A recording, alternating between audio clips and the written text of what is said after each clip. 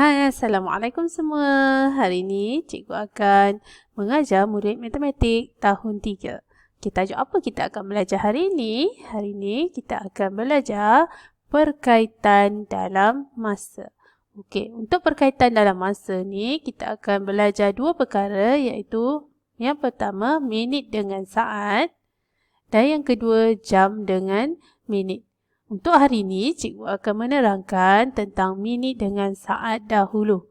Okey, murid dengar baik-baik ya.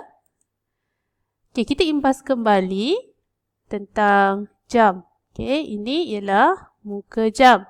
Okey, pada muka jam terdapat nombor 1 hingga 12. Nombor 1 hingga nombor 12.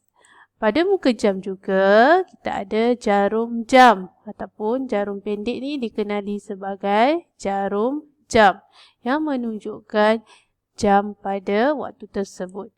Okey, yang kedua kita ada jarum minit ataupun jarum panjang ni dikenali sebagai jarum minit yang menunjukkan minit pada waktu tersebut. Okey, pada muka jam juga ada jarum saat. Okey, jarum saat ni akan sentiasa berdetik dan kita nampak detikan jarum saat ini pada setiap waktu di muka jam. Okey, satu pusingan lengkap jarum saat tadi bersamaan 1 minit. Bila jam saat tadi berdetik, dan dia membuat satu pusingan, itu ialah bersamaan 1 minit.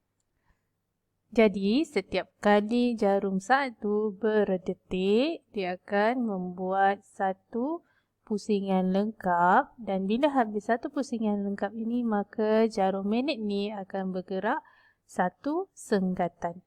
Okey, satu pusingan lengkap untuk jarum saat tu bergerak akan menjadikan jarum minit bergerak 1 minit. Sebab 60 saat bersamaan dengan 1 minit. 60 saat bersamaan 1 minit dan 1 minit bersamaan 60 saat. Bila jarum saat, tadi jarum saat, dia berpusing satu pusingan jam lengkap. Jarum minit ini akan bergerak satu senggatan menandakan 1 minit. Hari ini kita akan belajar tentang saat dan minit dahulu. Kita akan tengok contoh soalan. Soalan pertama. Ibu merebus telur selama 4 minit. Nyatakan masa ini dalam saat. Maksudnya disuruh kita tukarkan 4 minit ini kepada saat. Untuk soalan ni kita boleh buat dua cara. Cikgu terangkan cara pertama dahulu. Cara yang pertama, kita buat garis masa.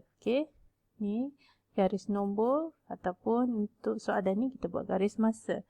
Kita letaklah sifar minit, 1 minit, 2 minit, 3 minit, 4 minit. Sebab tadi dia suruh sampai 4 minit kan, nak tahu berapa saat. Tadi cikgu ada cakap, 1 minit bersamaan 60 saat. Jadi kita pun sini lah tadi sifar minit ni ataupun 0 minit sama dengan 0 saat. 1 minit berapa saat? Cikgu ulang sekali lagi, 1 minit bersamaan 60 saat.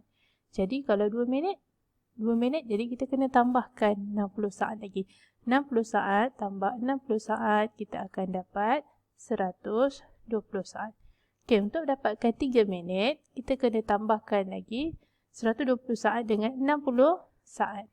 Kita tambahkan, jadi untuk 3 minit kita akan dapat 180 saat.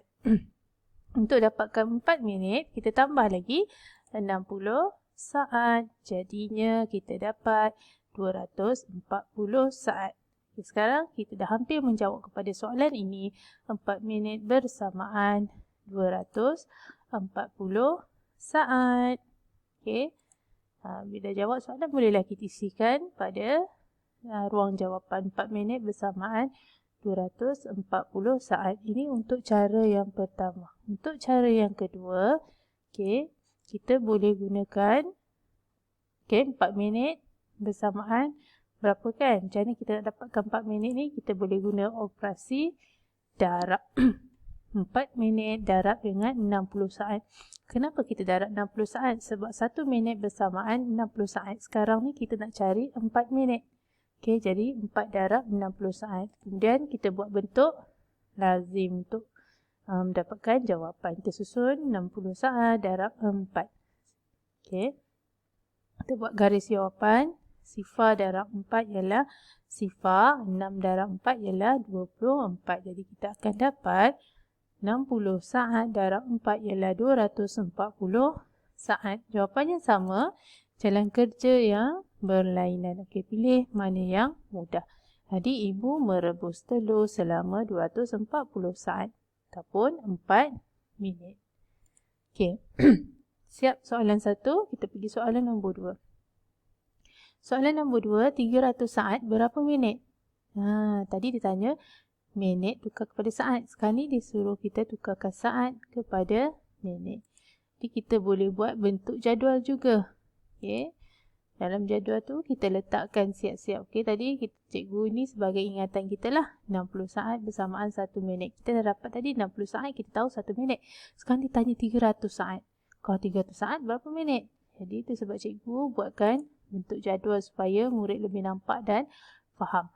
Ataupun kita boleh gunakan sifir 6. Kenapa kita guna sifir 6? Sebab 60 saat ni kita boleh anggapkan dia sebagai sifir 6.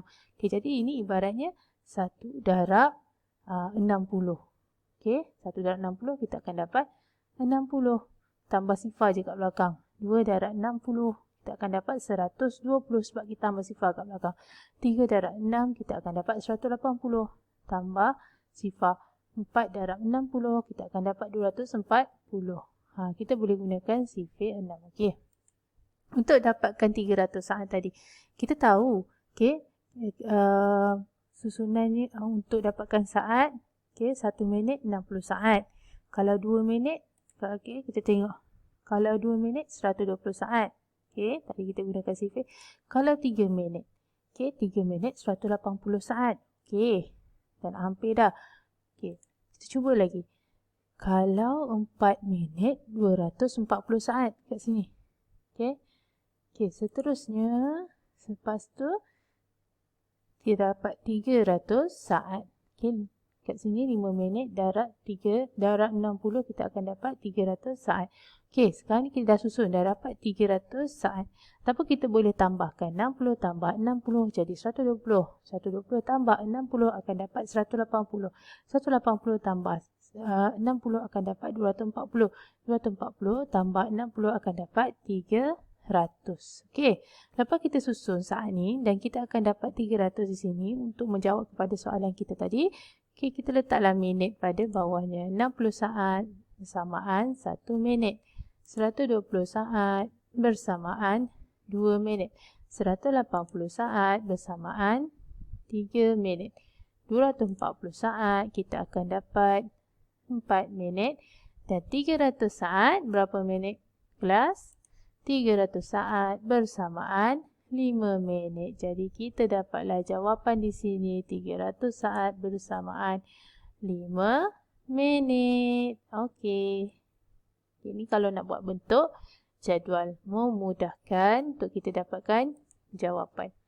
Kita pergi kepada soalan ketiga. Soalan ketiga ni pula dia suruh kita jadikan 200 saat ni tukar kepada minit dan saat. Kali ni dia suruh kita letak minit dan saat. Jadi kita pun nak carilah 200 saat ni berapa minit, berapa saat. Kita boleh buat macam tadilah. Ni untuk kita punya ingatan semulalah 60 saat bersamaan 1 minit. Kemudian kita boleh buat bentuk jadual. Kita letaklah dulu. Macam cikgu cakap tadi, mula letak 60 saat. Lepas tu tambah lagi 60 kita akan dapat 120 saat. Tambah lagi 60 kita akan dapat 180 saat. Tambah lagi 60 kita akan dapat 240 saat. Dah lebih daripada soalan kita tadi. Dah lebih kat sini. Jadi kita tak akan gunakan bahagian ni sebab dah lebih. Tak boleh lah. Kita nak sampai 200 saat sahaja. Jadi kita letakkan minit pula. 60 saat tadi, 1 minit. 120 saat tadi, 2 minit. 180 saat tadi 3 minit. Kita tak boleh guna yang ni sebab ni dah lebih daripada soalan kita. Tak nak. Okay, jadi kita tahu sekarang ni sampai 3 minit sahaja. Jadi kita tulis kat sini 3 minit sahaja. Tapi kena ingat, okay, memang kita dah tulis 3 minit. Kita nak sampai 200 saat. Tadi sampai 180 saat saja. Jadi macam mana nak buat? Kita kena tolakkan 200 saat ni tolak dengan 180 saat. Untuk kita dapatkan berapa lagi baki saat yang perlu kita tulis di sini.